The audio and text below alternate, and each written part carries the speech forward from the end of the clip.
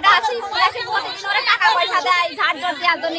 ও ভাবে যে স্যারে আমার ভালোবেসে বলতেছে, ও ঝাড় জোর দেয়, দেওয়ার পরে ওরা এক একশো টাকা প্রস্তাব দেয়। ও কালকে ওরকম ওরা যেই করেছে, ওরা বাথরুমে ডাকিছে, ও বাথরুমে যেই গেছে ওরা জড়াই ধরেছে। ও বাড়ি যাই ও কান্দে মান্দে ভয়তে মানে আর স্কুলে আসে না, ভাতও খাওয়া বন্ধ করেছে ওই স্যারের জন্য। ও আজকে সেই কথাটা যখন আমাদের গার্জেনের কাছে বলা হয়েছে তখনই আর ই করা হয়েছে। নারী যাতন করেছে স্কুলে, মানে 8 বছর বয়স ক্লাস করে পড়ে তাই নেই ওই মাস্টারের লগে এই খুশি নষ্টি করেছে। তো এর বিচার চাই, ওর ফাঁসি চাই। বড় ভাই গ্রামের ক্লাস 4 পড়ে একটা বাড়ছে অর্থ নাম করে, তা সে ক্লাস 4 পড়ে ক্লাস 5 তে সবাই জানে প্রাইমারিতে বৃত্তি দেয় ক্লাস 5 তে। ওই স্যারে ও টাকা দেয়, দিয়ে বলে তোর বৃত্তি পাবো, তোর এ করবো লোভ দেখায়। এর আগে অনেকবার টাকা দিয়েছে, এর আগে ওই স্যারের কারণে অনেক ছেলে মেয়ে এই স্কুল থেকে বাইরে চলে গেছে। ভাই এই স্কুলে এমনি ছেলে মেয়ে কম না, মেয়েরা এই স্কুল থেকে অন্যান্য স্কুল চলে গেছে, মাদ্রাসায় দিয়ে দেয়। এই কারণে ও অসমে নিয়ে যায়। গার্জিয়ানের সাথে কথা বললাম, শিক্ষকের সাথে কথা বললাম।